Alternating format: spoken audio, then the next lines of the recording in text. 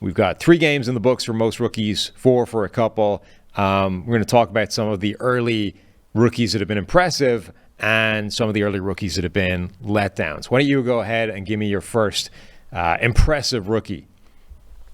Yeah, I think it's Tank Dell in Houston. He has come in, he's 5'8", 165, but is playing 75% of his snaps out wide and winning at a consistent level. I mean, top 25 in catches, top 15 in receiving yards, has a couple scores on the year, a bunch of missed tackles forced. He can win deep over the top of the defense. He can also win underneath and then make players miss in space. I mean, he's been a revelation right out of the gate for Houston. I think him and C.J. Stroud already have phenomenal chemistry. It's cool when we had the anecdote that Stroud kind of pounded the table for him in the draft. Houston goes ahead and trades up to get him, and he might already be his number one target. Nico Collins is balling as well, but he clearly does love Tank Dell right out of the gate. And yeah, he's been awesome. And I think it's just him and Calvin Austin in Pittsburgh, these 5'8", 165 guys that are winning consistently on the outside. Yeah, they're getting a lot of free releases kind of dialed up and things like that, but it's not just that. I mean, phenomenal release packages. Tank Dell was a guy, I probably said this on, our show, but I talked to someone in Houston last year who said he's the hardest working kid he's ever coached, and he's just he's going to be a good player. And yeah, you probably hear that a decent amount about a lot of different people, but he's proving that to be true right out of the gate. He really is. I mean, look, I'm never gonna stand in the way of Tank Dell love. I thought he was a fantastic receiver coming out. I think we saw at the Senior Bowl that he could win on the outside. We still default to plugging these small receivers in as a slot guy at the next level, but he showed that he has an amazing release package, that he's great at route running, that you can't just jam him at the line of scrimmage because he's too fast.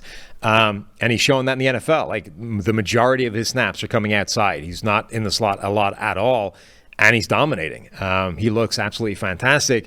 I went back and checked where I had him in my rankings. He was my wide receiver 4, and I should have put him above Quentin Johnston. I didn't like Johnson. I love Tank Dell. I just didn't have the guts. I got scared by everybody else thinking Quentin Johnston was great. Mike Renner having him as his number 1 receiver, and I didn't have the guts to do it.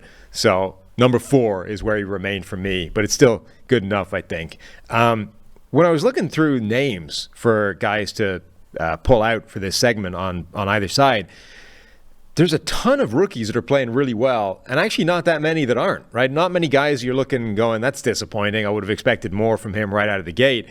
The good side of this, you've got obviously Bijan Robinson looking like one of the best running backs in the NFL already. Puka Nacua for the Rams coming out of nowhere and being their number 1 receiver and looking legit and being a guy that can still thrive even when Cooper Kupp comes back. DeJuan Jones, we talked about a lot, got his opportunity to start because Jack Conklin went down at right tackle almost immediately for the Browns.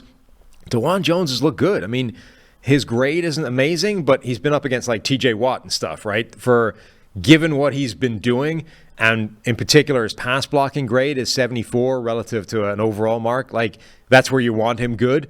He looks like he can be a capable starter as a 4th-round pick right out of the gate. I've been really impressed by DeJuan Jones. Jalen Carter looks like an absolute dominant force. Christian Gonzalez has been fantastic for the Patriots, a guy who I wasn't in love with as a corner. Ivan Pace Jr., an undrafted free agent for the Vikings, dominating. The name, though, that I was going to pull out was, and this was actually before last night's game, I actually forgot he was playing, Brian Branch. We talked about him before. That guy, I think, was one of the top 10 players in this entire draft. I think he can play anywhere in your secondary. They have him lined up basically in the slot as a slot corner. He's big. He's instinctive. He can defend the run. He makes pass breakups on number 1 X receivers. That guy's going to be a star.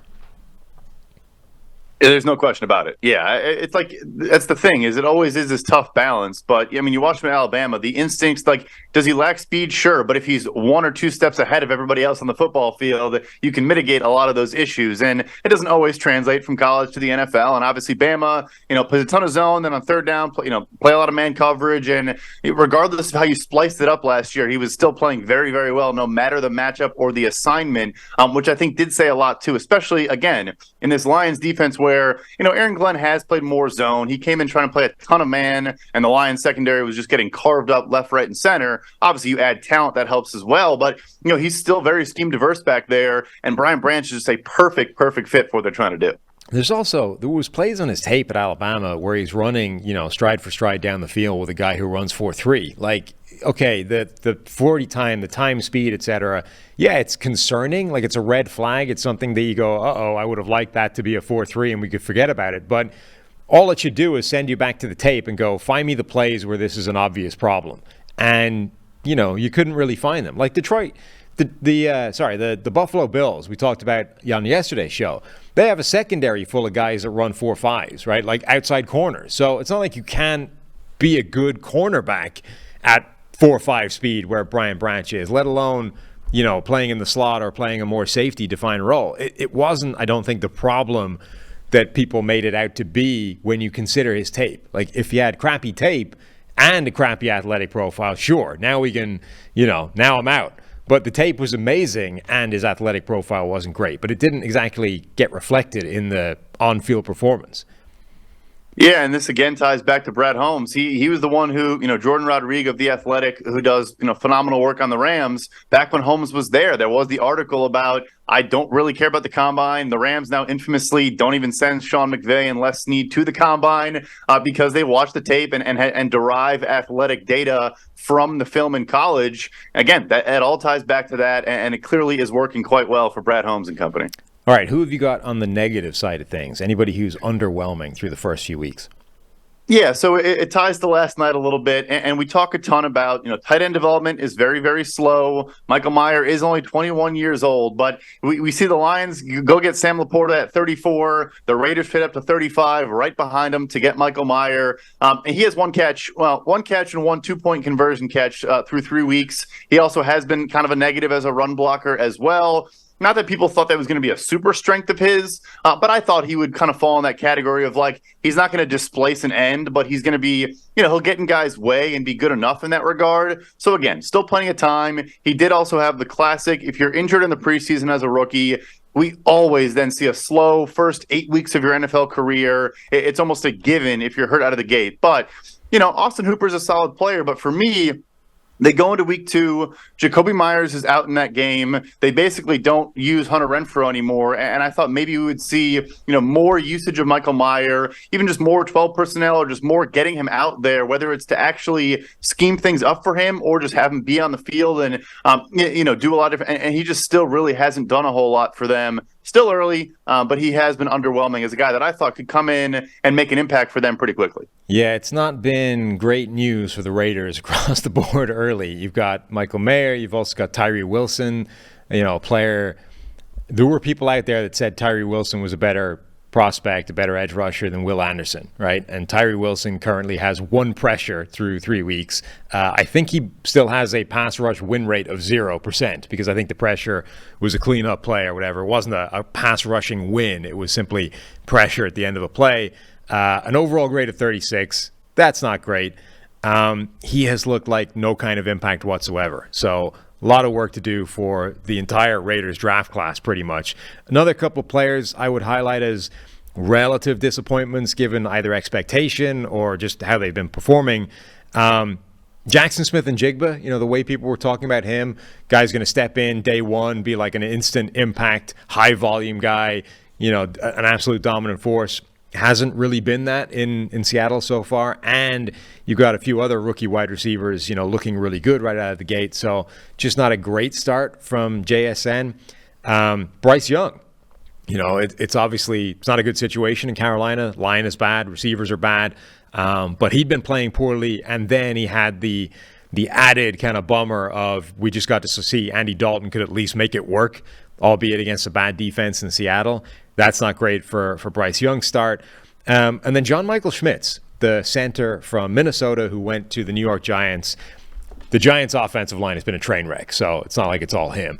But, a guy that we were pounding the table for as a first-round draft pick. They get him in the second, great value, but he's had a pretty rough start to the NFL so far. Those are the only real guys I thought jumped out as, disappointing starts relative to what we thought might happen. Yeah, I would say one more because you mentioned him earlier. We're talking about how Tank Dell is on the outside. Quentin Johnston is basically being used as a 5'8", 165-pound slot receiver. All he does is catch screen passes and gain 2 yards. Look, maybe that changes now that Mike Williams is down, but I would imagine, Josh Palmer is the number 2 receiver now behind Keenan Allen. Look, they wanted to bring him along slowly. They've said that. They'll probably stick to that plan, but again, not to do this whole game, which is annoying, but you just mentioned JSN, then Quentin Johnston. Zay Flowers and Jordan Addison are the next 2 picks, and they both look pretty darn good so far. And probably again ties to like measurables and some of those things. We'll say again though, JSN had the wrist injury in the preseason. Mm-hmm. Tyree Wilson had the foot ankle thing the entire pre-draft process. So we recognize we're saying this early, but those guys have been underwhelming compared to what we probably thought coming in. It's interesting. I saw a tweet yesterday, I think, that was sort of listing all of the, the sort of 5'8" and or 160-pound type wide receivers. That used to be a few years ago. That was basically unprecedented. Guys did not play at that size, and all of a sudden, there's a ton of these guys. Devontae Smith still with his 166 pounds, Tank Dell, Zay Flowers. All these guys that have come in radically undersized or underweight and are playing well, like are looking good. It doesn't seem to be the problem that it used to be. Like whether it was ever that problem when we just decided it was, or whether it was a real issue and now teams are better at scheming around it, or simply players of that size are better at, getting away from press coverage. All of a sudden, these guys are like viable, legitimate forces in the NFL despite that size. Yeah, and I think you're now also seeing, in this draft class, the counter with Emmanuel Forbes, who's about 165 pounds as well, but he's been pretty good so far. Hasn't been incredible. Obviously, Christian Gonzalez is the highest graded rookie, I think, on the entire defensive side of the football. And he was taking 1 pick ahead of him. Yeah, again, I hate that game. Not trying to do that, but yeah, no, I think because both sides of the ball are lighter. Linebackers weigh 225 now, not 245, and all these various things. Those guys, I think, are going to be viewed in a different light and should be viewed in a different light going forward.